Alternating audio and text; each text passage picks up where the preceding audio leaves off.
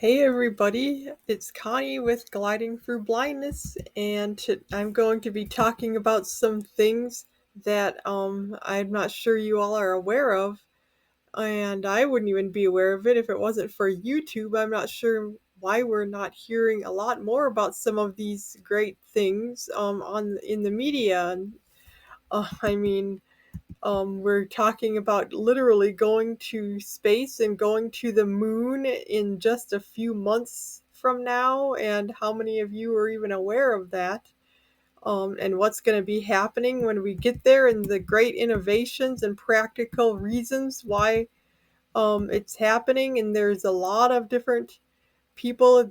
Jeff Bezos has his Blue Origin, and he's working on going to be using the resources that can be found, the vast wealth of things that Earth really needs that we can get from space. And um, then Google is what I just heard about recently.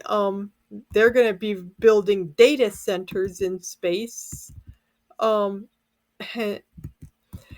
and because it will be closer to the sun, so we'll be able to use more of the solar energy by having these instead of having them on Earth, um, which will greatly reduce the cost of energy.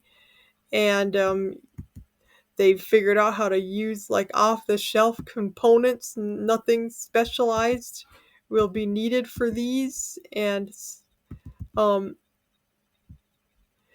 they must be in a particular formation in orbit, these space optical links. So it is not the easiest to do all this, of course, but they're figuring it out, and the what it's going to do. Of course, this isn't my area of expertise either, so I'm just going by what I've heard and trying to paraphrase it for people like me that don't know much about this area, but it's really intriguing to learn more about it. But they'll be able to get massive transfers of data at really high speeds.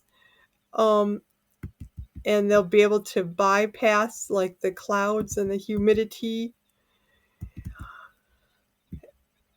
and they'll be able to save solar energy all the time because they'll be at this place. What was it called here? I'm trying to remember what my notes here are saying. Dawn dusk um, synchronous something or other orbit, so that it's a particular place where like it's never dark, so they'll be able to like capture solar energy 24/7 pretty much. And this reduces the need for heavy onboard batteries.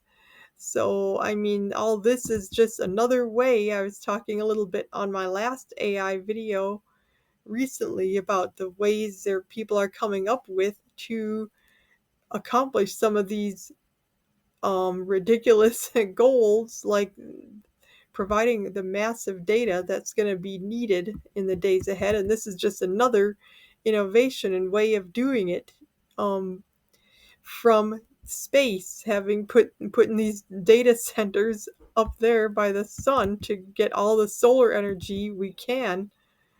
And they've Google is using SpaceX, that some of the data that that company has been creating and everything. And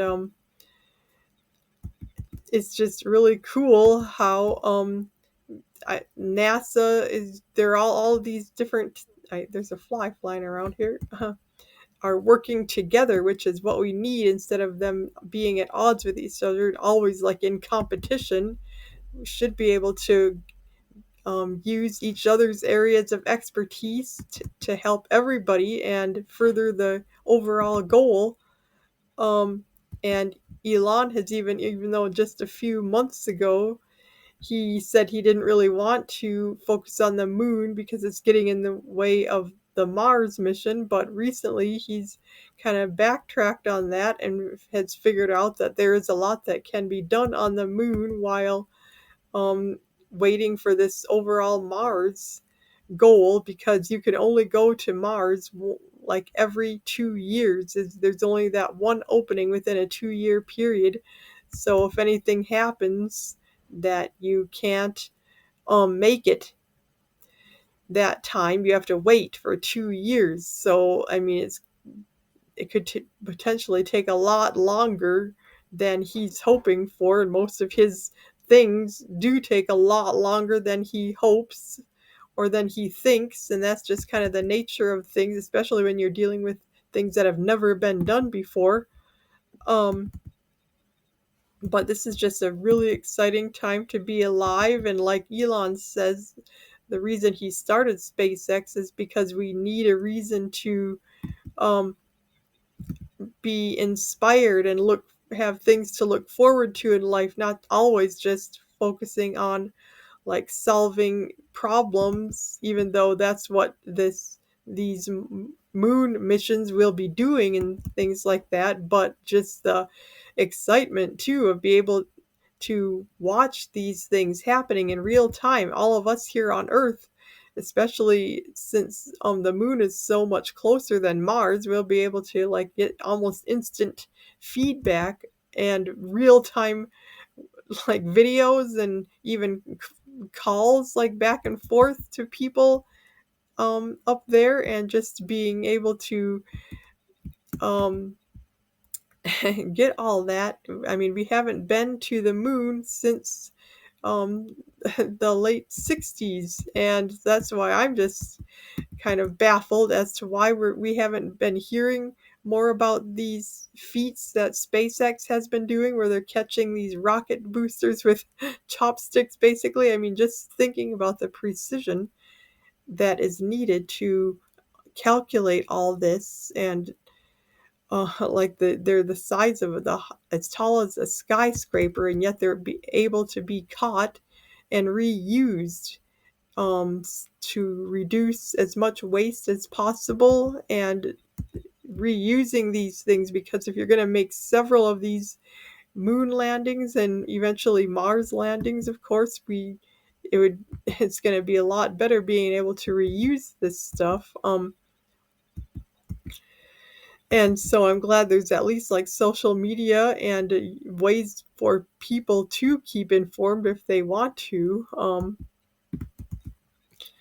And of course, today is the big shareholder meeting. As I'm recording this video, Tesla is having their um, yearly meeting, and of course, the big issue this year is Elon's pay packages being voted on, and I'm sure it will get passed with flying colors. But there's some people out there that just don't understand why he should be getting paid as much as he is, and it's there's just so much more that goes into it. And for one thing, it's not like cash, it's like shares of the company, and he has to meet these incredible goals in order to get this huge payment. He has to, I mean, some people say these goals are pretty much impossible, which they would be pretty much impossible for anybody else. But um, Elon Musk has proven that he can achieve the impossible given enough time, like more than he expects sometimes. But eventually, these things, and you like the institutional shareholders are even starting to raise their target prices now, and realizing that some of these things are going to come to pass. Like the robotaxi is literally just around the corner and really already underway in some towns, and expanding very quickly. And I still think the robot might be further away than any of us like to think, at least for it to be the way it's going to be eventually, where it can like be generalized and do pretty much anything. I think it's just going to start really slow and be very limited at first in what it can do. Um, but getting back to this pay package, it's really all about voting rights, that Elon wants to have at least 25% share of the company so that he can't just easily be voted out by people who might just buy shares of Tesla simply to vote him out. And I mean, if we want him to be the leader, which the board and the shareholders are all in agreement that we want him to lead the company, even though he definitely has his flaws. But I mean, just imagine how it would be for him as the innovator and to come up with these visions and missions and all that, and then to be voted, have be easily voted out. And that just would not be fair at all for him to put all the blood, sweat, and tears into figuring out how these things are going to happen, and then to so that's really, I mean, he has enough money already. So it's not about the money, but just the way the public this IPO is structured. That was the only way they could um, give him the control that he's asking for. Um, so yeah, there's just more behind the story that you have to um, dig into if you really want to know what's beneath the just surface things that people, their sound bites or whatever. um, and and I mean, it's just cool though to see that people are like coming around. Like Kamala Harris even said recently that she is sorry that Elon Musk wasn't invited to the electric vehicle conference that took place back during the Biden administration. And I mean, that was just an obvious it she just says that you can't let differences in like political views and stuff just blind you or make you ignore great innovators and stuff. We have to see people for the good that they do bring to society and not just only focus on the places where we disagree. um and um and Trump has now nominated Jared Isaacman, I think is his name, um, or something like that. But he had a few months ago, when he and Elon were feuding, he had unnominated this guy, and Musk is really upset about that because this Jared has great experience and is the perfect person to run NASA. And now Trump has recently apparently realized this and put him in control of it. So um, that's um, it's just going to be exciting to see how all this comes together and what they're able to accomplish. And going on just a slight rabbit trail here,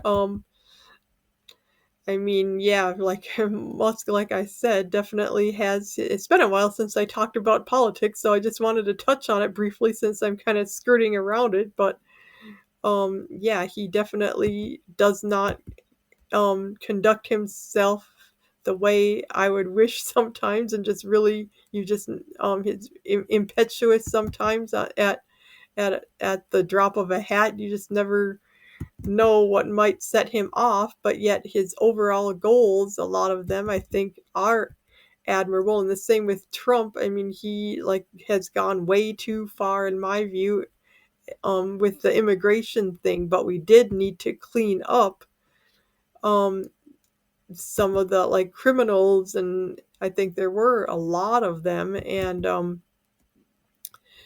so just, yeah, we can't just have totally open borders with no but this is just the thing that we have to learn to um not go to such extremes.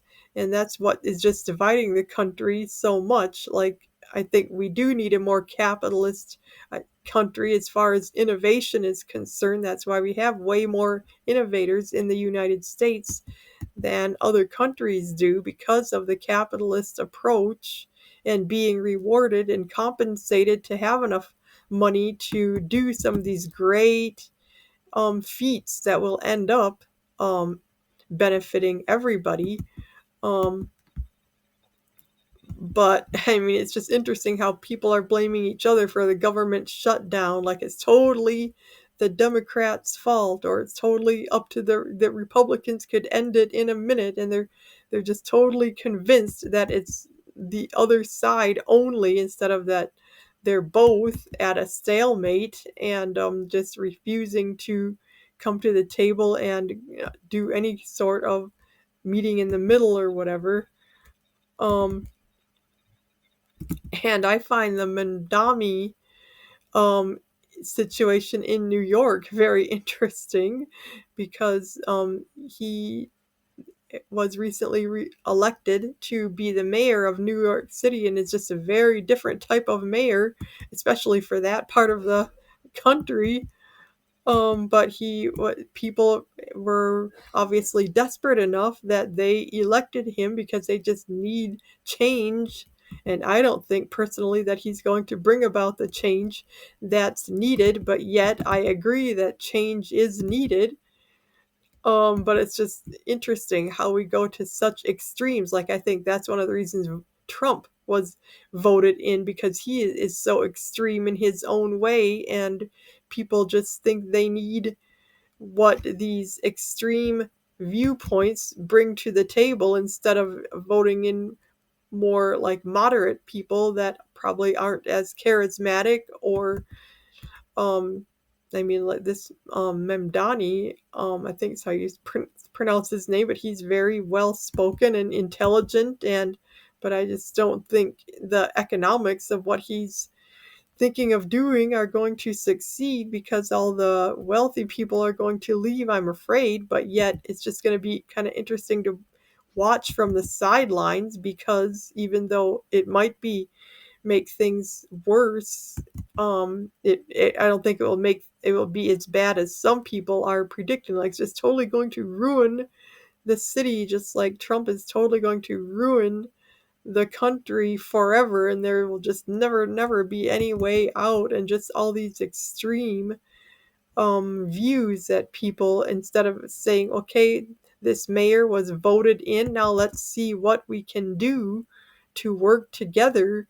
Because I mean, he's not going to be able to accomplish a lot of his goals, because he's just not a one man. He just can't make be a dictator of the city. I mean, there's other government officials that can like veto or vote down what he wants to do, but I think sometimes it might take a more extreme person to bring about the changes too. So it's just interesting to think about all this. Like, we wish people could meet in the middle, but yet they then there's not this great dream or vision of what could be, and nothing really is done unless it takes somebody like extreme to at least kickstart the process. And even though they don't might not get everything they want by a long shot, at least it just proves that something has to happen differently. um